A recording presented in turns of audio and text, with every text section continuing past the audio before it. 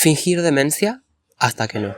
Eso es lo que me hizo pensar el cuadro de el rey Luis XVI siendo ejecutado públicamente en una guillotina. Ese cuadro que muchas personas deben conocer seguramente porque lo deben haber visto en redes, no solamente cuando Plutón entró en Acuario el año pasado, por todas las resonancias que tiene aquel contexto con el de hoy, sino también, por ejemplo, cuando hace poco un CEO fue muerto de un balazo, con insignias en las balas que de alguna forma convocaban a una toma de conciencia sobre cuál es el lugar del pueblo y cuál es el lugar de los CEOs en esta sociedad. Fingir demencia hasta que no. Ok. La demencia o la locura está asociada con Acuario y en algún punto vivimos tiempos de mucha demencia, de mucha locura, porque la sociedad está cada vez más extrapolada. La inteligencia artificial es la protagonista de esta era y no podemos hacer oídos sordos a cómo la existencia de una inteligencia superior a la de nuestros cuerpos, a la de nuestra especie, propone la descentralización de lo humano como el lema de la presencia de Plutón en Acuario. El año pasado, en 2024, salió una película muy fuerte, muy popular, que se llama La Sustancia, que es una película interesantísima por un montón de cuestiones, sobre todo como metáfora, la sustancia como metáfora del capitalismo y de la democracia pospandémica, con sus ideas acerca del extractivismo digital, el extractivismo digital de la conciencia, la vampirización del cuerpo original, que es el planeta, por aquel virtual, el cuerpo virtual que es el cuerpo ideal, la demanda de actualización constante como opresiva y destructora del tejido social, en el que se actualiza el individuo pero no la sociedad. Plutón entró en Acuario a mediados de 2023 y formalmente ingresó en noviembre de 2024 para quedarse unos 20 años. La comunidad astrológica está orbitando alrededor de esta cuestión desde esos años y un poco más. Lo más certero es que no tenemos realmente forma de determinar o de predecir exactamente cuál va a ser el panorama futuro. Sin embargo, sí sabemos que la protagonista de esta era va a ser no la humanidad, sino la inteligencia artificial ante la humanidad. Recapitulando. Este video me lo inspiró uno de los últimos videos que sacó Julieta Weibel, en la cual menciona que está apareciendo una estética basada en el uso de inteligencia artificial, en el cual las imágenes son sumamente deformes, contorsionadas, espeluznantes, antihumanas, dignas de una pesadilla, dignas de un cuadro de Goya. Esta especie de estética de la inteligencia artificial está emergiendo ahora y en algún punto me pareció interesante como un primer emergente de lo que es Plutón en Acuario y qué es lo que propone en algún punto a nivel cultural, ¿no? Estamos hablando de una inteligencia generativa versus una estética degenerativa. Entonces aparece una primer contradicción, una primer polaridad entre un ser que genera seres degenerados y que eso está al servicio de la humanidad. Entonces, ¿qué es lo que refleja socialmente? Una estética basada en la anomalía como algo terrorífico, ¿no? ¿Qué es lo que socialmente está reflejando? Refleja una alteridad profunda, como signo de la aceptación de la crisis global. Es a través de estas imágenes que podemos plantear la existencia en nuestra mente de esta crisis y no como algo que negamos. Fingir demencia hasta que no, claramente. Entonces, lo real se plantea como la deformación de nuestras perspectivas prepandémicas. Estamos, a través de esta estética, transmutando el dolor de la pérdida, el dolor de la angustia que nos trae la incertidumbre total de una época en la cual todos los cánones, todos los estandartes y todas las certezas que teníamos antes de la pandemia se desolucionaron del todo, a nivel global, ¿sí? Hablando con la inteligencia artificial, con ChatGPT, justamente sobre este video, me planteó estas preguntas que están bastante buenas, que son: ¿no crees que el miedo a la alteridad y a lo desconocido es algo muy humano? La mutación como proceso natural y necesario. ¿Cómo podemos educar una sociedad que se ha acostumbrado a la uniformidad y el control? ¿La aceptación de la crisis global podría ser la llave para abrazar la diferencia o el caos? En el video de Julieta Weibel lo dijo de una forma muy sutil, pero no ahondó mucho en eso, que es el nacimiento de un nuevo arquetipo. El nacimiento de un nuevo arquetipo está muy correlacionado con otra de las noticias que vi hace poco, hace varios años que está dando vuelta la idea de que va a aparecer al fin el planeta 9 y que actualmente se plantea que este año, 2025, va a ser el año en el cual podría ser avistado por primera vez. Hola cibergente, ¿cómo están? Soy Exis, astrólogo de Rosario, Argentina, y estás viendo Cosmos Sapiens. En este video vamos a hablar sobre Plutón en Acuario y la teoría del planeta 9 o planeta X, asunto del cual vengo investigando desde el año 2020 aproximadamente. Entonces, bueno, antes que nada un pequeño disclaimer. Quiero avisar que todo lo que voy a contar acá no tiene ningún tipo de fundamento científico. Yo no soy astrónomo, no soy cientista físico, así que si este campo de la astrología y el tarot no te gusta, te vas o te quedás y soportás. Gracias por todos los Si bien hay cosas en este video que están sacadas de la NASA y datos, no sé si datos, pero todas estas ideas están en algún punto fundamentadas en la investigación científica. Este video es un video de ensayo, entonces en un ensayo se presentan mis ideas y tu guía. Todos estos planteos no son científicamente verificables aún. Pequeño disclaimer, ¿ok? Vamos a hacer una pequeña mención al contexto histórico de la astrología y de la astronomía, ¿sí? Tenemos 35.000 años de historia en esta ciencia que es la astronomía y la astrología como un lenguaje poético que se encarga de narrar el cielo, ¿sí? Ambas se han adaptado a nuevos hallazgos. Las primeras mitologías fueron sobre la luna y sobre el sol en su paso por el cielo, luego vinieron las estrellas fijas y luego los planetas visibles, ¿sí? Van en ese orden, teniendo un primer quiebre epistémico, ¿sí? Durante los siglos XVI y XVII, cuando con el auge del racionalismo y luego con las teorías modernas se plantea la necesidad de emancipar, de erradicar a la astrología como un cuerpo de saberes subjetivos y espirituales de la disciplina netamente objetiva y comprobable científicamente, que es la astronomía, a la luz de la emergencia del paradigma moderno y el método científico como hoy lo conocemos, ¿sí? Entonces, las diferencias entre la astronomía y la astrología son varias, pero voy a rescatar estas. La astronomía se encarga de registrar, clasificar y verificar los cuerpos celestes. En cambio, la astrología lo que va a hacer es interpretarlos simbólicamente, ¿sí?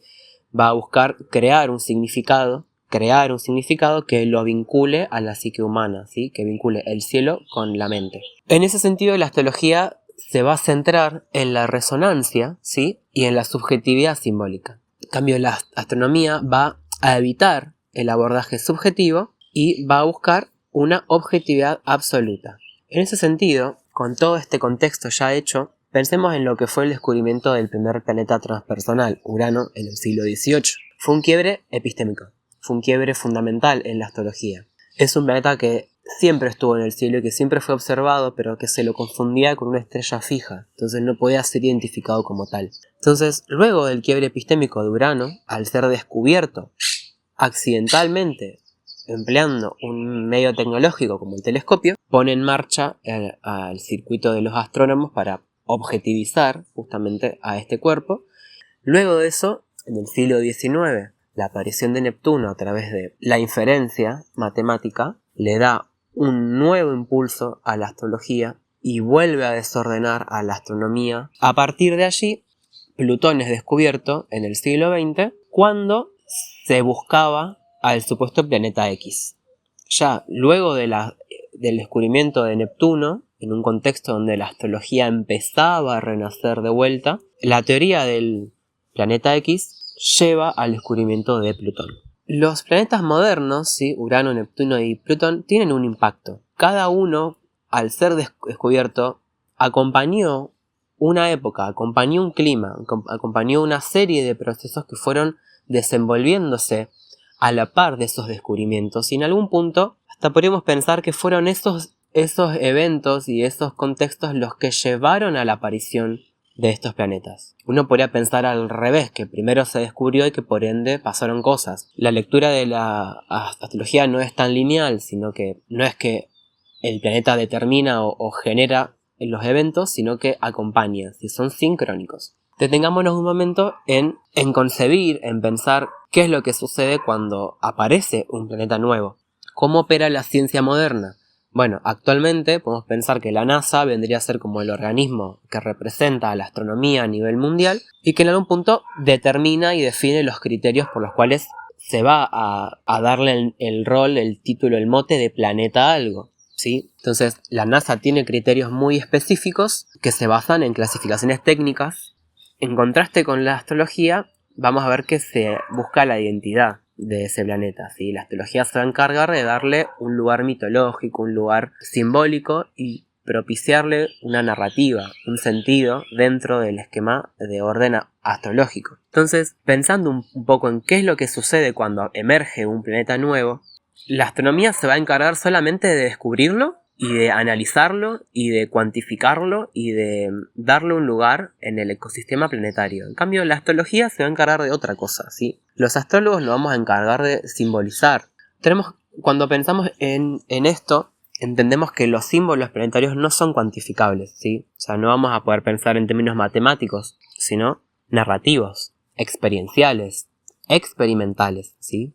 Los símbolos planetarios están basados en la resonancia, en la sincronicidad y en los arquetipos, ¿sí? Entonces acá aparece uno de los conceptos claves que es lo arquetípico.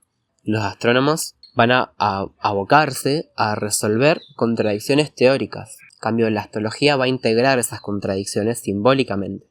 El símbolo planetario lo que va a hacer es unir las tensiones psíquicas colectivas en un relato comprensible.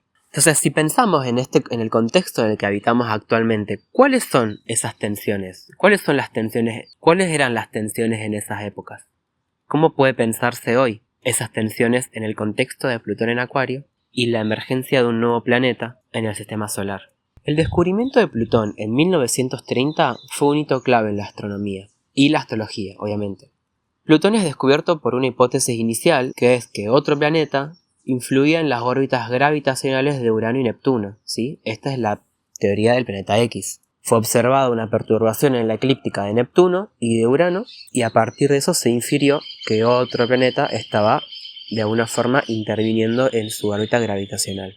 Entonces Plutón fue identificado como el objeto transneptuniano más aparente en ese momento, ¿sí? Pensemos en la calidad de la tecnología, la calidad de los telescopios de esa época y vamos a entender que lo más que se pudo haber visto era Plutón. Entonces aparece Plutón, listo, ya está, se descubrió, misterio resuelto. No fue hasta 1992 que el primer objeto transneptuniano, aparte de Plutón, es identificado. Entonces ahí marcó el inicio de nuevos descubrimientos, ¿sí? Ahí se empezó a observar que se había formado un cinturón transneptuniano del cual Plutón era parte, como parte central, y otros objetitos alrededor que eran objetos vecinos, ¿sí? Como los vecinos, un vecindario. Entonces acá es donde empieza a rosquearse el tema de que Plutón quizás no era el planeta X y era solamente un objeto transneptuniano más. Pensemos, 1992, Plutón en Escorpio, Saturno en Acuario. Fíjense cómo de alguna forma ese contexto, ¿no? Saturno en Acuario, donde hoy está Plutón, y Plutón en un signo fijo, ¿sí? Entonces estamos de alguna forma volviendo a llegar a un contexto de plutones adversos entre sí. Dato para los freaks. Entonces, volviendo a la hipótesis del planeta X, empieza a pensarse que un planeta más allá de Neptuno no identificado con Plutón, es decir, empieza a pensarse en un planeta que sea responsable de la acumulación gravitacional de objetos transneptunianos y cascotes helados, ¿no? Es como si fuese un planeta y hielos, ¿no? Como el cinturón de Kuiper, que es básicamente piedras y hielo.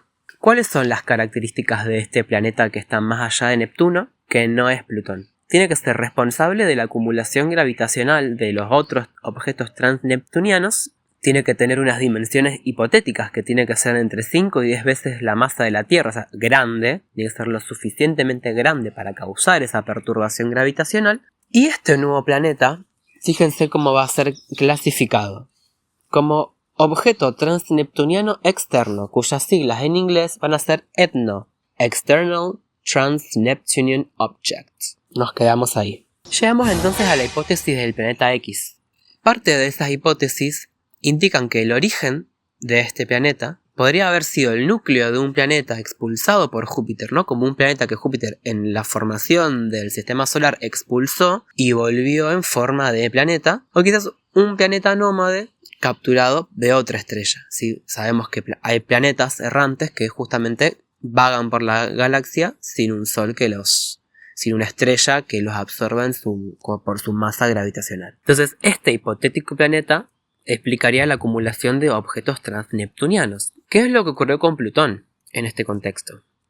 Plutón fue descubierto en 1930, como parte de la búsqueda del planeta X, pero se reclasificó como planeta enano entre el 2006 y 2007. Entonces, esta reclasificación lo excluyó, lo barrió, lo sacó de ser el noveno planeta. Entonces, la teoría del planeta X sigue vigente, bajo la hipótesis del planeta 9, que ocuparía el noveno puesto en el orden de los planetas del sistema solar, pero vendría a ser el 10º en la astrología. Entonces fíjese cómo de alguna forma el planeta X es el 10º planeta astrológicamente, pero es el planeta 9 a nivel astronómico, ¿sí? Hay un juego ahí entre el 9 y el 10 que estaría interesante analizar en otro momento a nivel numerológico. ¿Cuál fue el impacto astrológico de Plutón apareciendo en el cielo? En astrología, Plutón fue adoptado rápidamente dentro del sistema planetario, como símbolo de transformación y regeneración, siendo parte de la tríada transpersonal con Urano y Neptuno. Por su órbita irregular, desafía la inclusión como significador generacional y podría ser considerado más como un planeta transgeneracional. A mi opinión, en mi punto de vista, yo considero que podría pensarse como un planeta transgeneracional, intergeneracional, marcando ciclos históricos más amplios. Entonces, por más de que digan que es un planeta enano, Plutón sigue siendo un planeta importantísimo en la astrología, que tiene un impacto que recién empezamos a comprender, recién empezamos a dimensionar. No pasaron ni 100 años de que fue descubierto, casi 100 años. Piensen en cómo eso en algún punto recién ahora está empezando a dar resultados y cómo recién ahora está empezando a entender cuál es su verdadero lugar en nuestra conciencia, ¿no? ¿Cómo podemos pensar todas estas noticias actuales que quizás medio que se refritan cada tanto acerca de la aparición del planeta X, que va a ser descubierto, que se sitúa en el 2025 como el año de su descubrimiento, pero que en ningún lado se habla de su posible influencia en la conciencia humana, ¿sí? ¿Dónde están los astrólogos hablando de esto? ¿Dónde está la astrología hablando de esto? Bueno, acá está la astrología hablando de eso, en Cosmos Sapiens. Mire todo lo que hace para llamar la atención, eso es decadencia. Aprovechá a suscribirte y comentar qué pensás que deberían hacer los astrólogos con esto. Probablemente nada, probablemente todo. Vamos a entrar ahora a un momento más ñoñi y más nerd, donde si quizás la astrología te gusta un poquito por arriba y no entendés mucho de la parte teórica, quizás te recomiendo que saltes esta parte, porque acá voy a explicar un poco cuál es el mambo de cómo yo supongo que este nuevo planeta, podría empezar a situarse en la organización de la astrología a nivel simbólico y a nivel planetario y todo lo que implica su costado no astronómico. Volviendo. Tenemos que en astrología tradicional los signos del zodiaco están regidos por planetas. Entonces, a los planetas se le asignan las regencias de los signos. La astrología tradicional asigna regencias planetarias a los planetas visibles y a las luminarias, o sea, el Sol y la Luna, Mercurio, Marte, Venus, Júpiter y Saturno. Eso forma una simetría, ¿no? Una simetría que al aparecer Urano se rompió, esa simetría se rompió. Piensen en el impacto que eso tuvo a nivel histórico y sociocultural. En el mundo moderno, donde todo funcionaba como un reloj, donde todo funcionaba en un orden simétrico, predecible y maquinal, Urano irrumpió rompiendo ese orden, ¿no? Esa alteración introdujo la necesidad de regencias dobles en el zodíaco. ¿Sí? Algunos signos van a estar regidos por más de un planeta. Y en mi inferencia, este nuevo orden astrológico podría incluir a este planeta X en un lugar que por el orden mismo de la secuencia, este planeta respondería a la energía de Júpiter, cuyas regencias de signos podrían ser Tauro y Libra. Todo esto lo voy a desarrollar en profundidad en otro video más ordenadito, porque acá me parece que va a morir un toque. Todo este flash que yo tengo con Planeta X, me da pie en realidad a pensar este ensayo video que estoy haciendo ahora, pero que también va a ser en un momento un librito, que se llama La hipótesis post-plutoniana, ¿sí? Ya no se trata de pensar si Plutón es o no es el 9º planeta, si es o no es un planeta enano, ¿sí? A Plutón le encanta que lo corran del mapa porque así trabaja mejor, pensando, bueno, ¿qué le corresponde a este nuevo planeta que está por aparecer? Yo considero que este planeta vendría a ser una octava superior de Júpiter, cuyas funciones van a estar relacionadas a Venus o Júpiter, y también una influencia similar a la de Neptuno, ¿sí? Son para mí esos 3 planetas a los que hay que referirnos al momento de considerar hipotéticamente cuál va a ser el lugar de este nuevo planeta en la astrología.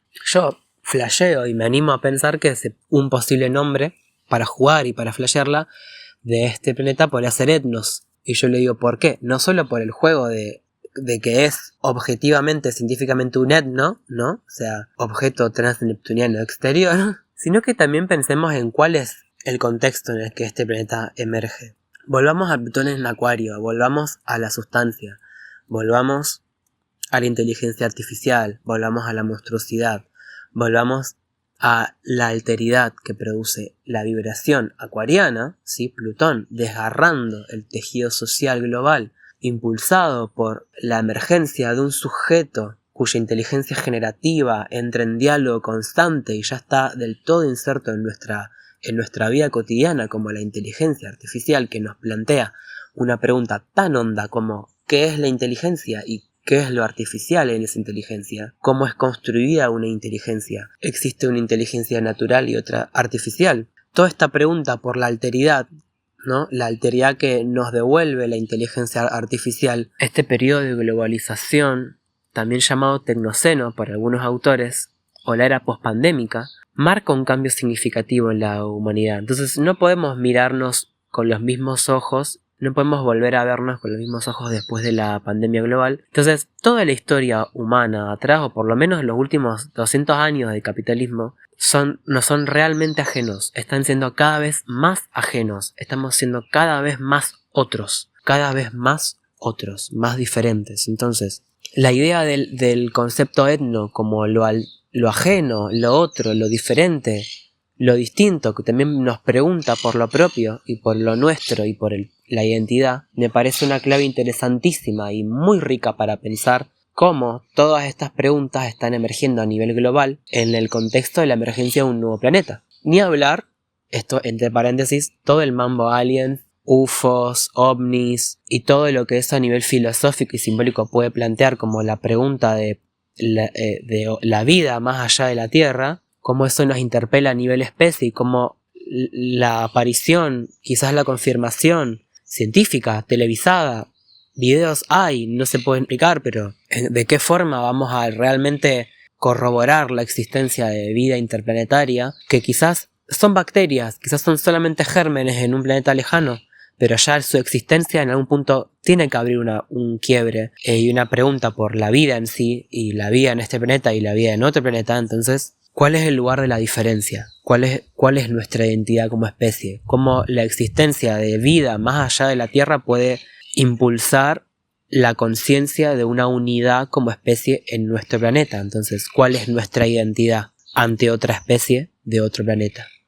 Bueno, todas estas preguntas la antropología se las ha hecho en otro contexto y en otros momentos, pero vinculadas justamente entre los grupos humanos, entre la diferencia de los grupos humanos. Estamos en este momento donde la Tierra está cambiando grosso, ¿no? Entonces, el nacimiento de un nuevo arquetipo a través de la existencia de un nuevo planeta está motivando estas preguntas, ¿no? Volvemos al símbolo de la astrología, volvamos al símbolo planetario, al arquetipo. En otro video voy a desarrollar mucho más esto, pero lo voy a mencionar solamente. En el orden astrológico, en el orden de los planetas, que va pensando en la pirámide de Caldea, ¿no? De la Luna hacia Saturno, cada planeta integra, revierte y contrapone al anterior, ¿no? Entonces, a medida que avanzamos en esa escala, la frecuencia y la función simbólica que define cada planeta es superada, integrada, metabolizada, ¿no? Como de alguna forma siguiendo una escala evolutiva, entre comillas, ¿no? Un proceso evolutivo en el cual cada transformación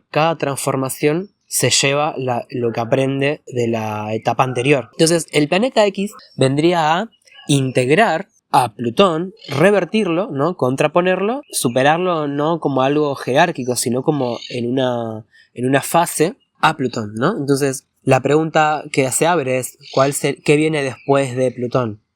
¿Qué viene después del poder? Eso es lo que se teje en este ensayo. ¿Qué hay después del poder?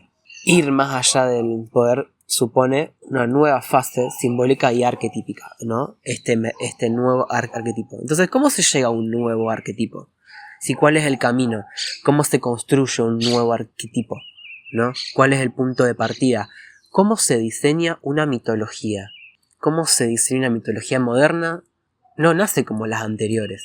O sea, tenemos momentos de mitología hace 5.000 años y desde 200 años atrás, 300 años atrás, con la emergencia de Urano. ¿Qué nombre le ponemos a algo que quizás siempre estuvo ahí? O quizás no siempre estuvo ahí y el sistema solar está de alguna forma recopilando algo que se perdió, algo que se fue o algo que de alguna forma se nos está acercando. ¿Qué pasa si es un agente novedoso este nuevo planeta?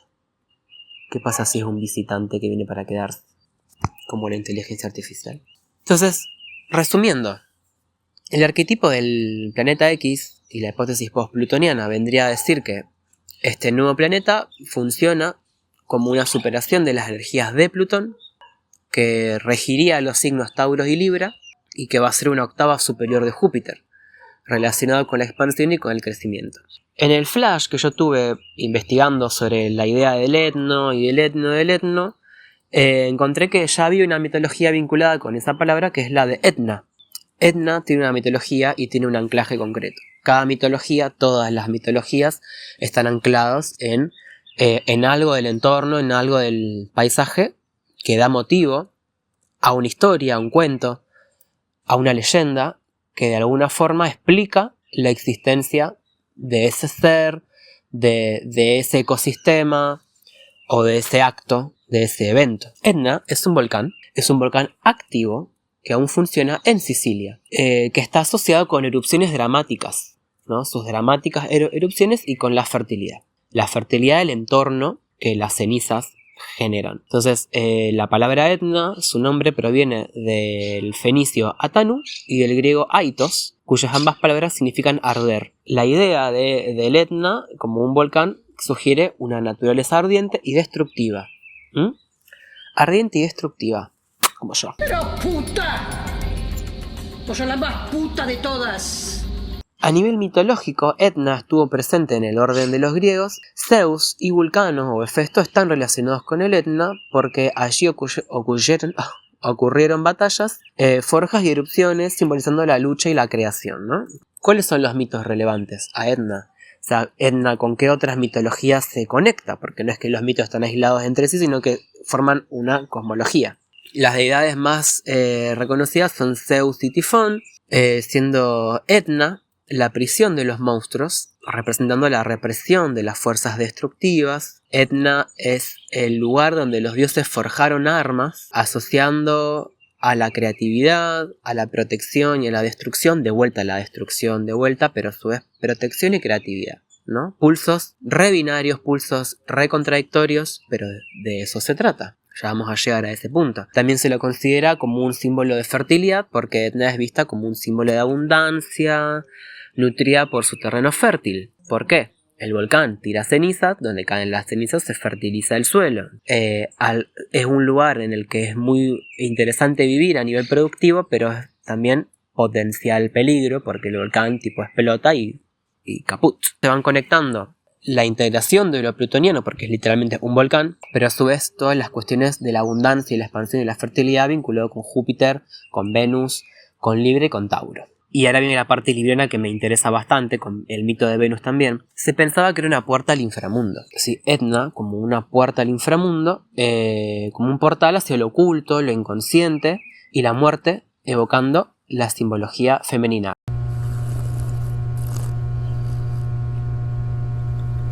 ¡Qué peligro! danger, alert. Recordemos que los griegos pensaban que lo femenino era lo oculto, lo subterráneo, lo oscuro, y lo masculino lo claro, lo vertical, lo visible. Entonces, volviendo a esta idea de la integración de Plutón y la conexión con lo venusino y el portal, este portal al inframundo a mí me da más como a, no sé si decir una vagina o decir un ano, porque en algún punto es un portal a lo profundo. Entonces, ¿qué es lo más profundo? Lo anal. Y ahí viene la integración de Plutón, la sexualidad, pero a su vez, más allá de lo transmutación, más allá de la regeneración, es un portal hacia no solamente lo desconocido, sino lo prohibido, lo negado, lo expulsado, ¿no? Acá aparecen unas contraposiciones con Plutón, que vamos a verlo ahora. Por más de que aparezca toda esta idea de que es una simbología femenina, que no me parece mal, que por más que se proponga que Etna tiene un nombre femenino porque termina con A, se le asocia a una montaña activa y poderosa, ¿no? Como que en algún punto es femenina, pero a su vez es masculina porque tiene poder, ¿no? Masculino igual poder, cuidado con eso. Lo que sugiere una subversión de los géneros tradicionales. Entonces capaz que no es mujer, es travesti. ¿Por qué no puede ser travesti, Fíjense cómo en algún punto aparece la idea de que es una furia volcánica, ¿no? Como una furia trans, una furia travesti y una fertilidad, ¿no? Como esa madre traba que da vida y destruye, ¿no? Muy también conectado con otras mitologías de otras deidades como Kali, Tiamat también creo, como la idea de una deidad femenina pero masculina que da y quita, que es fértil pero destruye. Más allá de eso, todo esto lo vamos a poner entre paréntesis porque es digno de debate y me encantaría que comenten, dejen su comentario de qué opinan de todo este flash. Sigamos con la contraposición con Plutón, de cómo de alguna forma este arquetipo incorpora, introyecta y devuelve, ¿no?, una respuesta a lo plutoniano. La simbología de lo plutoniano está muy conectada con la muerte y la regeneración, la resurrección, ¿no? A través de la crisis, qué sé yo, que en contraposición, ¿no? O sea, como que por un momento parece que Plutón solamente queda en la crisis, porque actualmente la metamorfosis, ¿no? La crisis, como que estamos en una época de crisis constante y nunca hay una etapa de descanso de esas crisis, ¿no? Como que en algún punto Plutón parece que a nivel simbólico quedó atrapado en la crisis, ¿no? Como que renace en la crisis. No renace en una vida mejor, renace en la crisis, ¿no? El Fénix como que quedó en una especie de bucle. En cambio, esta nueva arquetipicidad del planeta 10, si seguimos toda esta hipótesis, vendría también a estar conectada con la visión de la expansión constante de la vida. Como que, está bien, muerte y resurrección, y después viene la vida. Plutón no es la vida, sino que es la muerte, que antecede a la vida. Ese pulso, ¿no?, en el que antes de volver a nacer tenés que morir primero. Entonces, en un punto Plutón se va a encargar solamente de quebrar y de destruir el orden existente. Pero algo tiene que venir después. Entramos en esta dinámica de no dejar de renacer y nunca llegar a nivel social, a nivel global, a un estado de equilibrio, porque estamos pensando que eso que nos tiene que destruir también nos tiene que construir. Y le estamos pidiendo peras al olmo. Capaz Plutón no se encarga de darnos una vida nueva, solo de hacernos renacer, nos trae de vuelta a este plano, pero después arreglate, ¿viste? Entonces, bueno, quizás falta algo todavía ahí, después de ese Plutón. Etna vendría a ser un símbolo de regeneración, pero no solo de supervivencia, sino de abundancia y crecimiento. Y acá es donde entra la línea del feminismo. La superación de lo plutoniano es en favor de la cooperación, del apoyo mutuo y de la fertilización del mundo mediante la acción colectiva. Recuerden, Tauro Libra, Tauro Libra, Tauro Libra.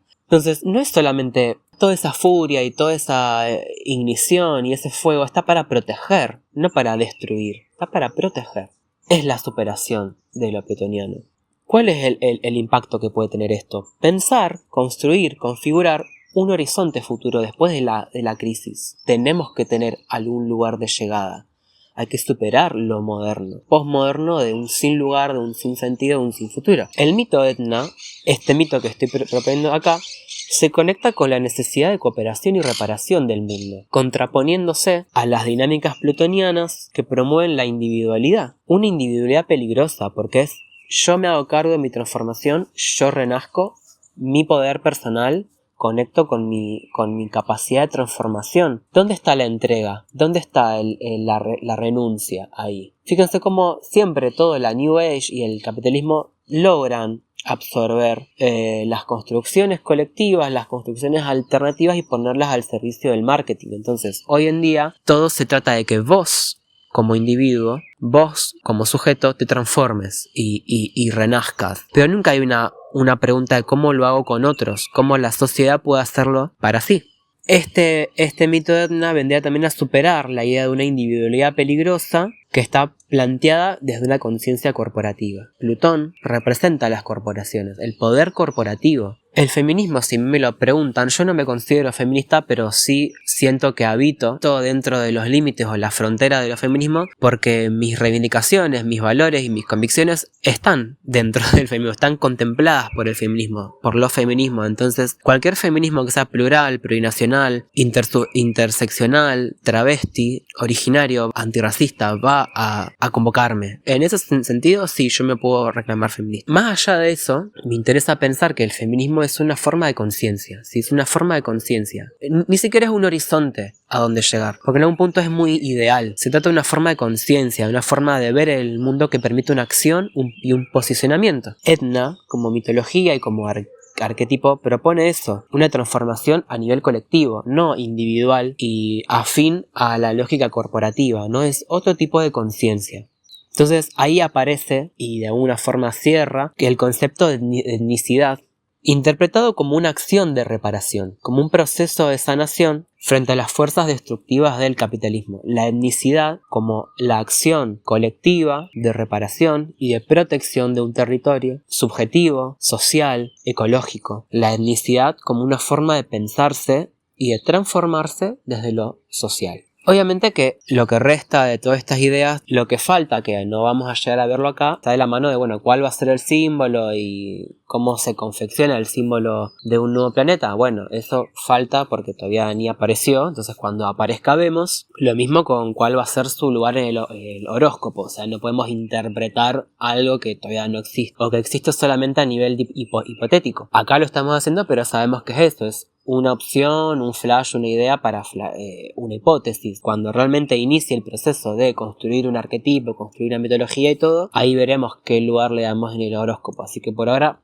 solamente tenemos eso. Para cerrar, y como modo de reflexión, estamos en una época en la cual Plutón en Acuario nos está llevando necesariamente a transformaciones, no solamente a nivel social, sino a nivel inteligencias. La única forma de transformación, que es Plutón, es a través de lo colectivo, de lo intersubjetivo y de la confección de nuevas redes más actuales. Si hay algo de la actualización que debe suceder, y esas actualizaciones viene de la mano de la emergencia de un nuevo planeta. Un nuevo planeta va a traernos una nueva simbología, un nuevo relato, una nueva posibilidad que va a ampliar nuestra conciencia. Así cada planeta al emerger amplió la conciencia de la humanidad, la conciencia sobre sí misma y sobre la existencia. Este contexto de crisis no es aleatorio, no está inventado, no está pasando, y ahí es donde creo que tenemos la oportunidad de expandir. Obviamente que esto se trata de una puerta abierta, una puerta a la interpretación astrológica de un planeta que existe en la teoría, en los hechos, pero que la ciencia todavía no logró cubrir.